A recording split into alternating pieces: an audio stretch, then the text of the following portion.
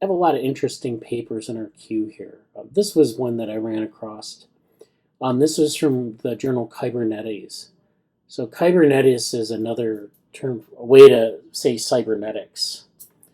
And it's a journal that is sort of like the philosophy and practice of cybernetics, not really like in any one field. It's just kind of like this.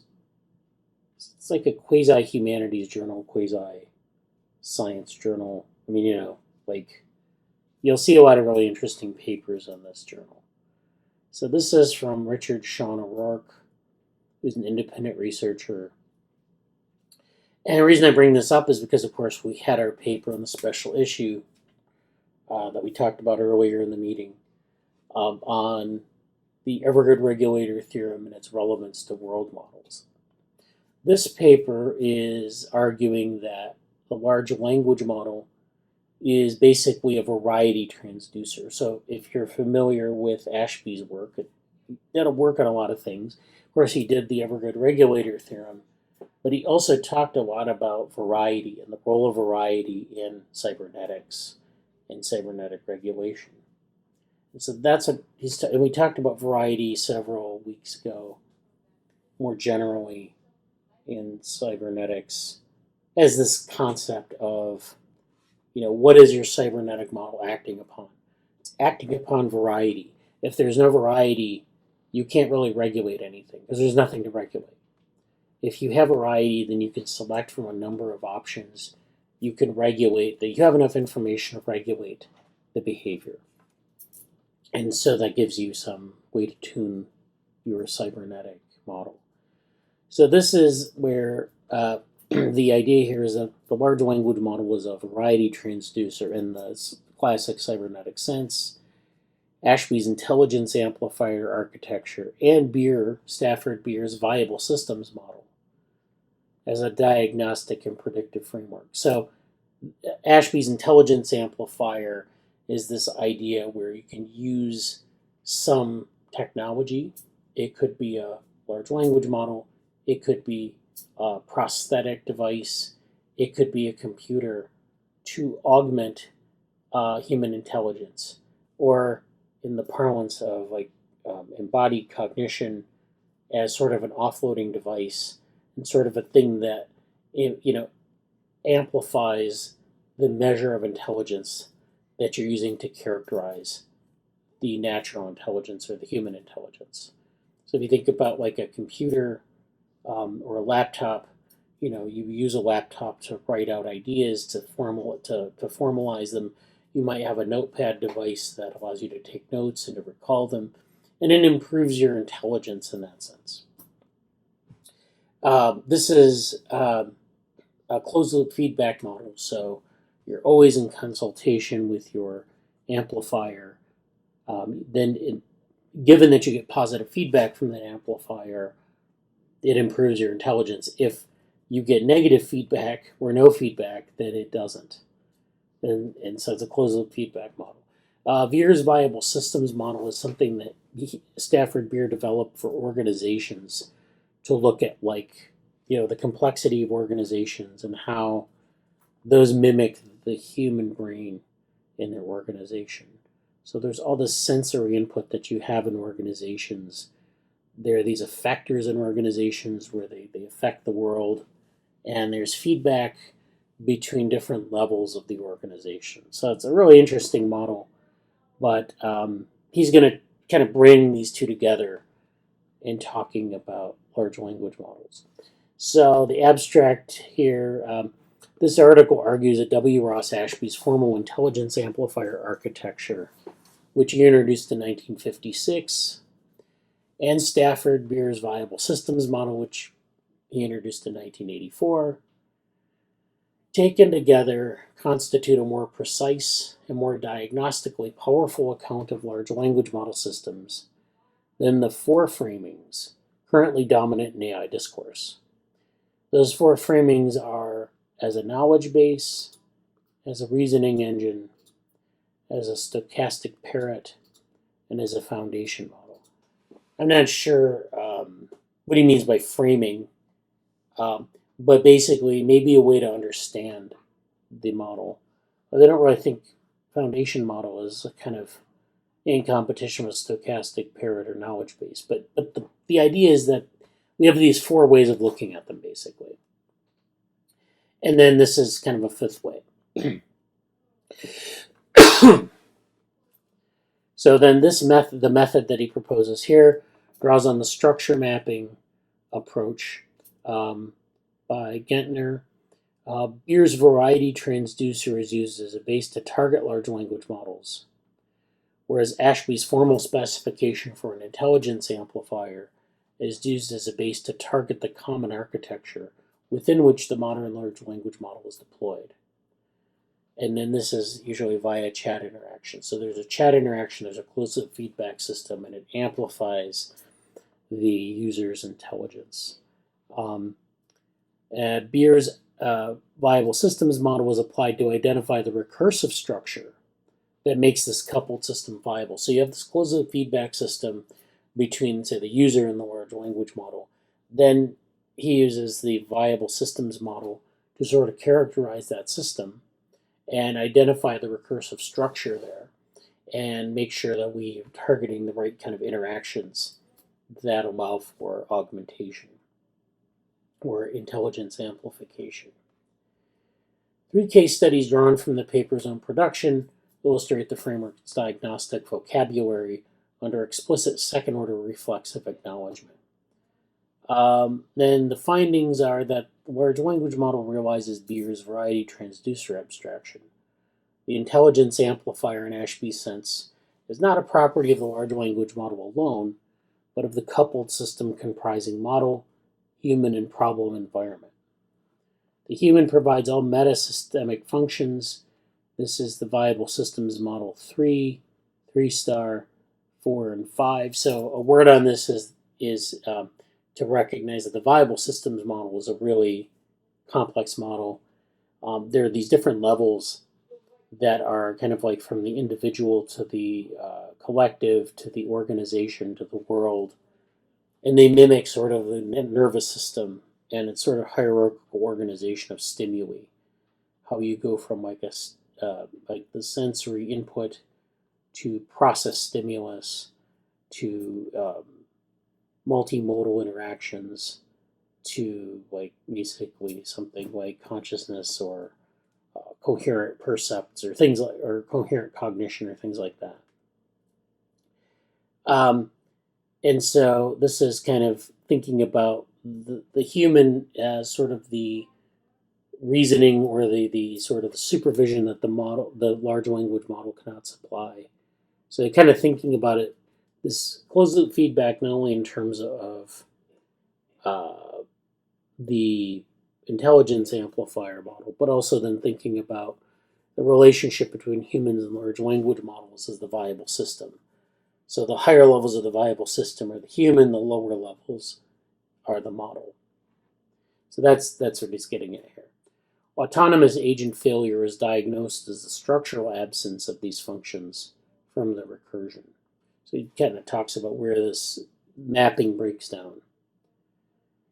Okay, so then the originality and value proposition, mapping Ashby's intelligence amplifier specification onto a common large language model architecture and applying Beer's viable systems model to the viability required for convergence of the human large language model system. So we have this intelligence amplifier that specifies this relationship between how a user might use a large language model architecture. It doesn't matter what the architecture of the large language model is. It's just that capturing that interaction.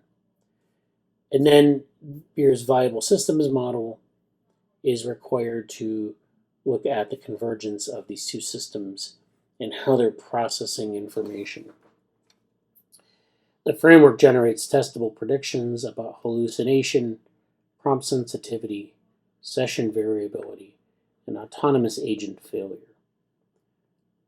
Yeah, so that's the abstract. And then we have the introduction here. Cybernetics treats not things, but ways of behaving. It does not ask, what is this thing, but what does it do? It is essentially functional and behavioristic. And that's a quote from both Ashby in 1956 and then Umpleby in 2009. So it's kind of talking about the role of cybernetics. It's not about like identification, it's about function. And so that's kind of where we start about sort of the usefulness of cybernetics here. The artificial intelligence community currently operates with several competing framings of what a large language model is. It is variously described as a knowledge base, a reasoning engine, a stochastic parrot, and a foundation model. And again, these are just ways, I mean, they're not all kind of equivalent in terms of their, what they're actually describing. But I think the point here is that there are a lot of different ways we think about a large language model in terms of what is that thing. But they're all kind of not asking the question, what does it do? So each framing identifies a characteristic of large language models, but none them all, which means that any one description doesn't really capture the entirety of this functional relationship between the language model and the user. That is, the knowledge-based framing, for example, cannot explain hallucination, the confident generation of plausible but false information, except as a defect. So maybe, our view of hallucinations is wrong. Maybe that they're not defects, but there's something else, or something functionally distinct about that interaction. And so this is where we get into the idea of intelligence amplification, and this closed-loop feedback between the user and the large language model. The reasoning engine framing cannot explain why identical logical problems yield different results depending on the superficial prompt variations. And this is what I was talking about earlier. But a lot of times, your result in a model depends on what you ask it. And if you ask it something and it generates a response and it looks great, but there are other things that it could have generated if you would sort of specify things differently. And that's true of like any modeling exercise where you want to build a model of something and you have sort of assumptions and you don't necessarily think about if you change those assumptions slightly, you end up with a different model, or you end up with the model generating different behaviors because you have these different specifications. So it's something to really kind of, again, we can't necessarily get at with the what is this thing perspective. The stochastic parrot framing cannot explain emergent capabilities that appear at scale without explicit training. And the foundation model framing is descriptive but not diagnostic. It tells us what the system does, which is adapt to tasks, without explaining why it succeeds or fails in the way it does. And so this just talks about why this article exists. The article advances 3 claims. The first is that the large language model realizes Beer's variety transducer abstraction. So again, Beer came up with this variety transducer idea, which is part of his viable systems model well before large language models existed, but it's still a thing, and we'll get into what a variety transducer is in a minute. And then Ashby's intelligence-amplifier is realized by the human large language model coupling, and that this framework has greater diagnostic and predictive power than the framings currently dominant. So a variety transducer is defined sort of as a,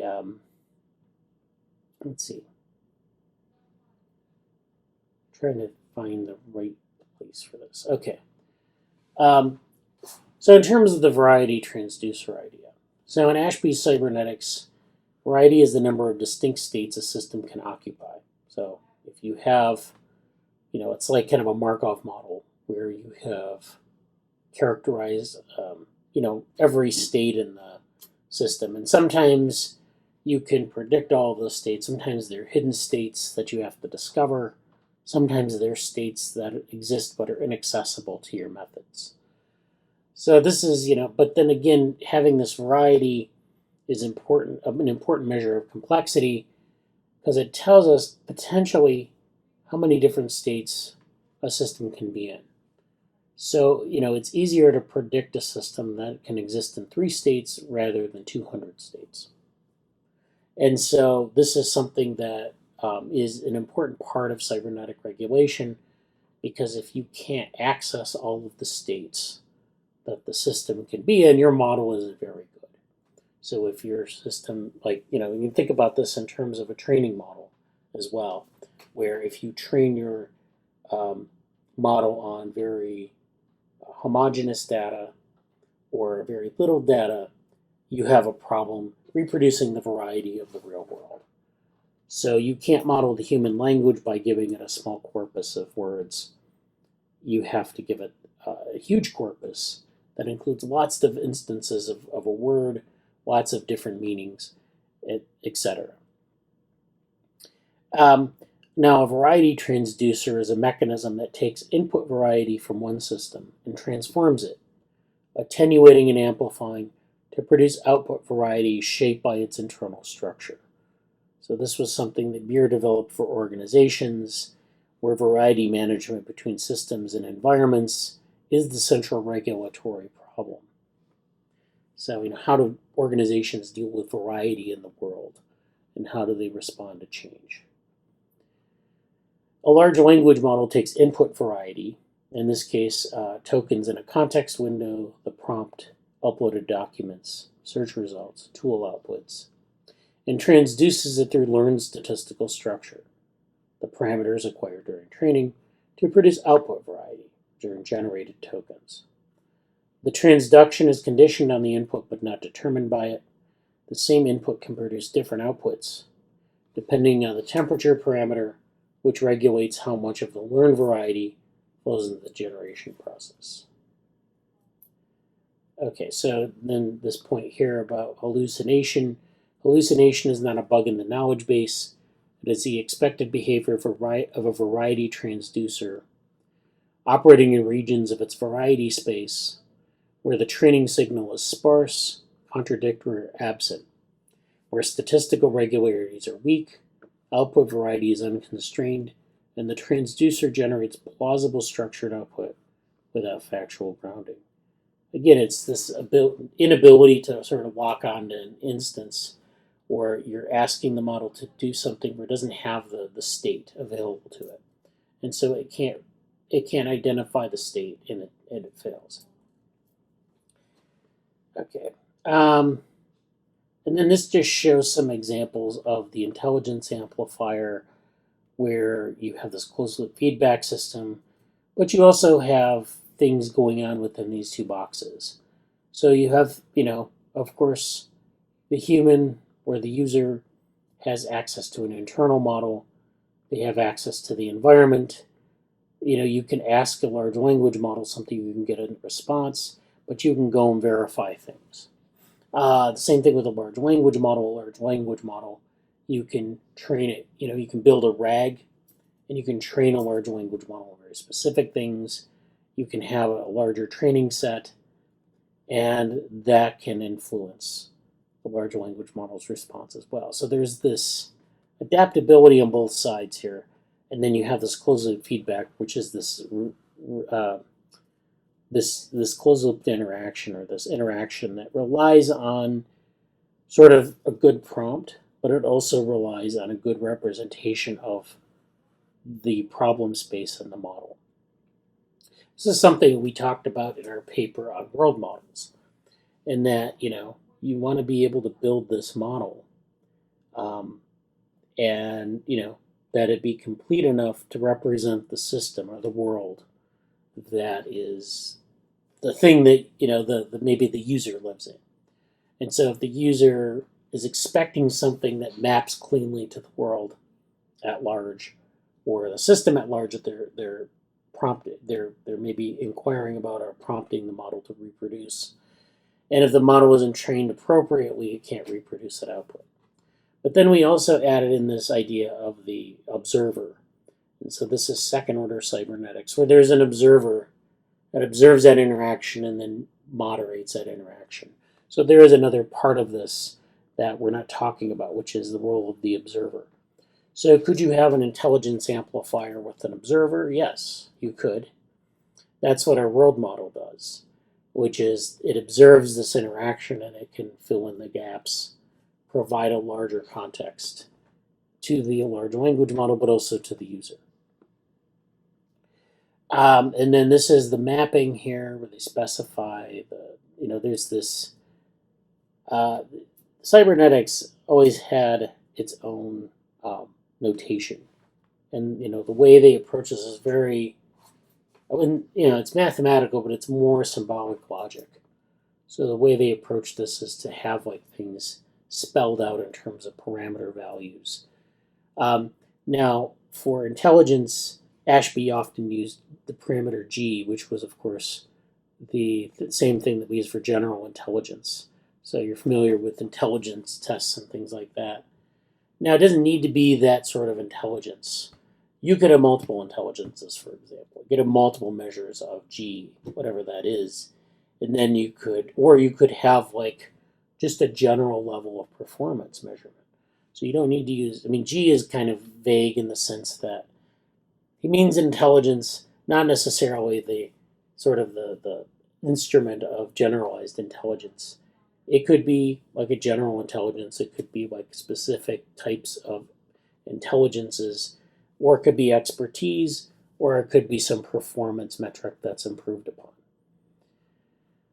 There's this XS system, which is coupled. So X is the actual problem environment, which includes documents, code bases, organizations as they actually function, the world the user is trying to affect. So there's a lot in this variable that is kind of, they'll use a symbol. There's a lot underlying the symbol, a lot of constructs that need to be represented. But X is basically the problem environment. And then S is this large language model and a summation of its representation and output space. So again, X is like kind of maybe the real world, and S is the model.